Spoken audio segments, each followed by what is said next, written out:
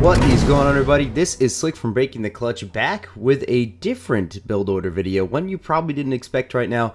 I am sick and tired of seeing Serena and Forge everywhere, so I decided to do something a little different and upload a build submitted to me by my good friend Hosticide. Hosticide is an avid Halo Wars 2 Twitch streamer. His link will be in the description below, as well as a BTC Discord moderator. So Hosty, thank you so much for this, man. This is going to be an awesome build, one that definitely is not viable in any way, but it's still fun.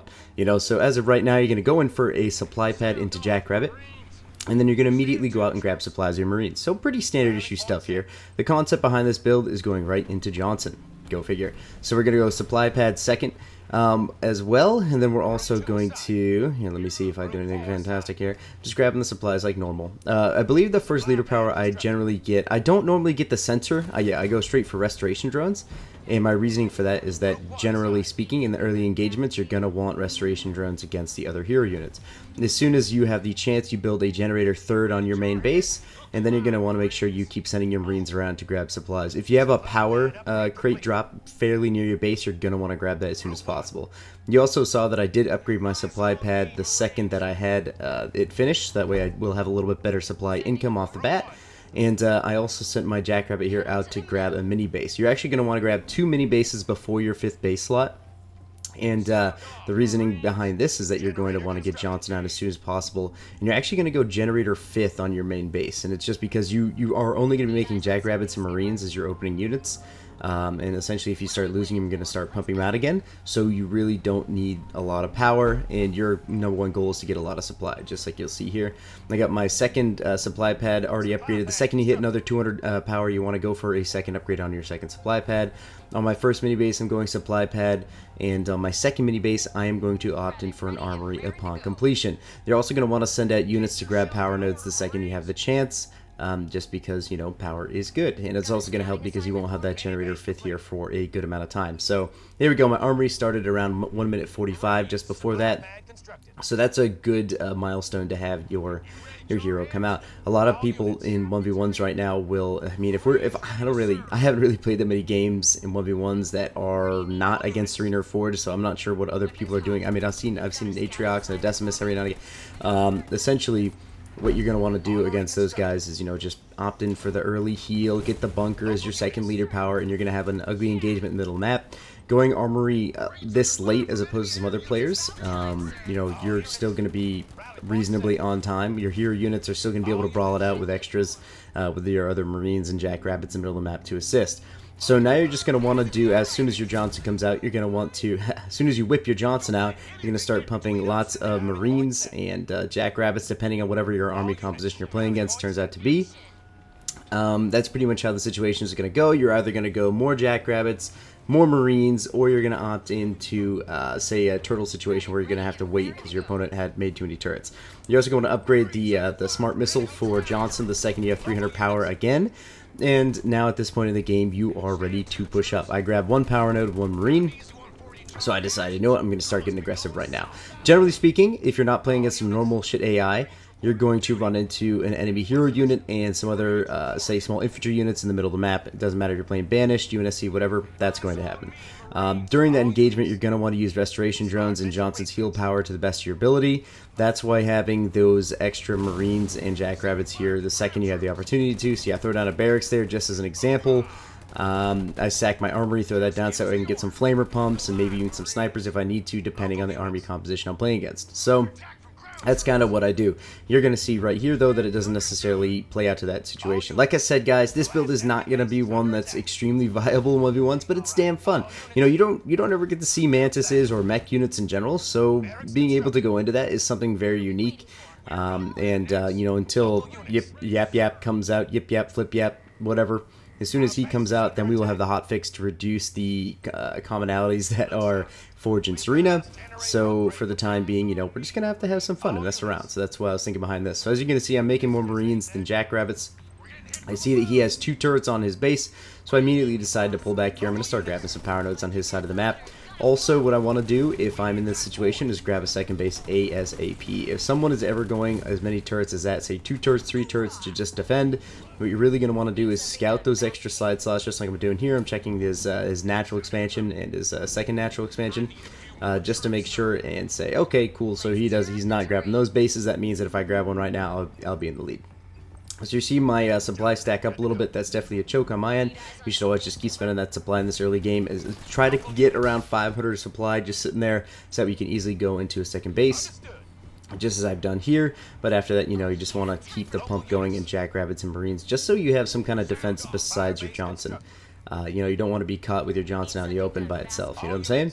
You always want at least 2 other supporting units or more. Now that you've unsubscribed, next thing you want to go into is upgrading your base, your main base. What I've been doing on my natural expansion, what I've been doing is throwing, let's see, I've been going generator first on my natural, so I'll have my third, yep, that's exactly what I'm doing, because I had 800 supply. Upgraded my base right around the same time. Of course, blue guy here is still turtled up. Generally speaking, if they decide to turtle up, they'll have hunters, rangers if they are banished, which means, you want to go into more of an air comp. Or say if they are UNSC, they're going to go into, I guess you could see Cyclops, you could see tanks, you could see anything. So basically in this point of the game with UNSC, Hornets are so awesome.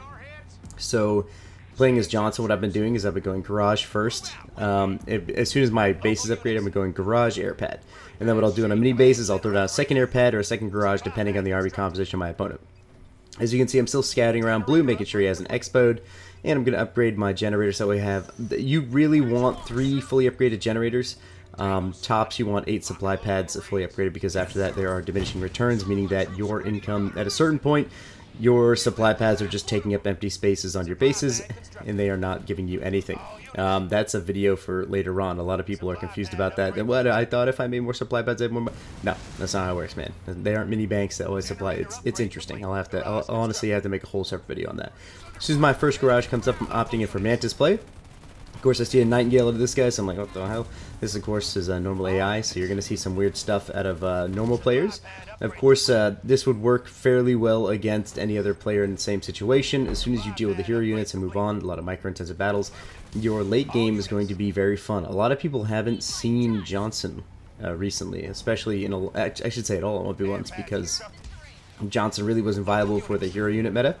So now that he is viable, and you have the heal, you have the smart missile, you are looking damn good playing as Johnson. Of course, as well with the EMP Mac Blast, that is something in 1v1s that is just so damn effective. Digging in deep, combat salvage, that's something that Hosticide wanted me to point out as well.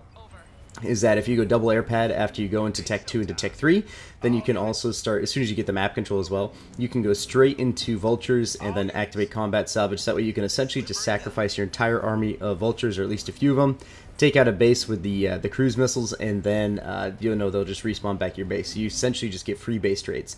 So here I am going into Tech 3. Of course, since I am playing an AI, I decided to have a little bit of fun here. So I have my Mantises rolling out. I'm upgrading Mantises. I have Hornets. I really should be scouting what he has on the base again. I should scout every 2 minutes at this point just to make sure he doesn't do anything crazy. Because, of course, we did see garages on his main base. So a lot of my Hornets could fall victim to some easy Wolverine play.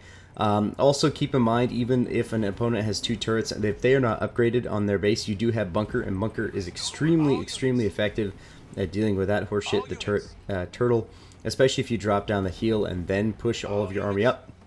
I'm going to see here, I see 2 turrets there. I'm going to take a look. I'm actually going to drop my Bunker here smack dab in the middle of the back turrets. I'm going to throw all my units and try to keep my Johnson left, just like I said, and drop down the heal here, so that way it heals the Bunker, heals all the units outside of it, and then of course all the, especially with the smart missile from Johnson, that thing is so damn effective early game. It's almost as bad as Jerome's Hydra. I shouldn't say as bad, almost as effective as Jerome's Hydra. And it's just as bad to deal with. So it's a pretty solid starting play. Let's see, so what we're going to do here is just kind of keep all of our units together in a big ball, take out the anti-infantry turrets. All of my units here will just drop Scorpion tanks without canister shell, no problem. And of course around 9-minute mark you're going to get close to your full population. You're going to have a nice little army composition, and things are going to be very entertaining. So guys, I hope that you give this one a shot. If you don't have any say close friends that are willing to do custom games against you, I wouldn't. You can try this right now on ladder, but you might just hate your life and wish that you never played Halo Wars 2. However, regardless of which, if you do, or if you are able to at least just go into 1v1s against, say, like a skirmish against AIs, whatever, you can have a really good time with this build. So I hope you guys enjoy that. I'm going to start doing a couple more fun builds just because why the hell not, especially since we're going to have a little bit of time until Yap Yap comes out. You're definitely going to want to keep messing around and having a good time with this game as much as possible, just because of the frustrations of Serena and Forge. So anyway, guys, thank you so much for watching. I'm going to let this play out. I think it goes another 4 minutes. If you want to watch the end of the game, go ahead. Of course, it's against a normal AI. As we said in our last video, Nick actually made an incredible video for our last release. He said the State of Halo Wars 2, that was the title, and he talks a lot about Forge and Serena. So if you haven't seen that yet, go ahead and take a look. It's a damn good video. I think Nick could not have expressed my feelings about the situation, his feelings about the situation any better, I think.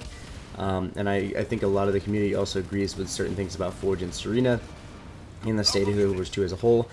Nick also mentioned that we will be doing live streams soon. Of course, we will be announcing this stuff on our Twitter, as well as we will be announcing this stuff on the Discord. So if you're not a member of either one of those, you know, Twitter, I understand. I mean, Twitter's pretty toxic sometimes, but of course the Discord, go ahead and check that out, because the Discord of BTC is so awesome. I love everybody in the Discord. We're always actively involved, conversations, strategies, all kinds of different things about anything, even Cara Delevingne, if you like Victoria's Secret models. Metalloid, shout out to you. So anyway, guys, thank you so much. Be on the lookout for the streams. Face cams coming soon. All kinds of craziness. Thank you for 5,000 subscribers. This has been Slick from Breaking the Clutch, and we'll see you guys next time.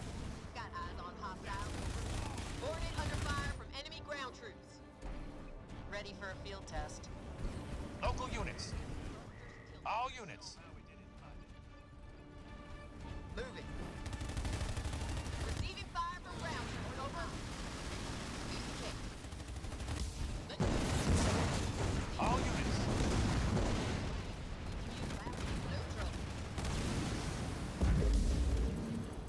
All units. Enemy structure demolished. All units. Our base is under attack.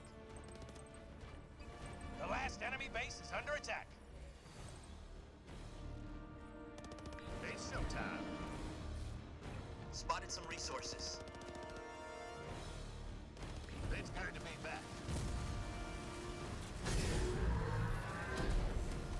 Air level 2 researched.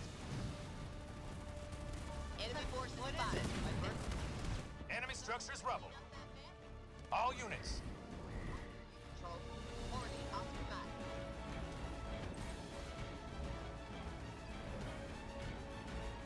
Suited and moving. What are we waiting for? What have we got this time?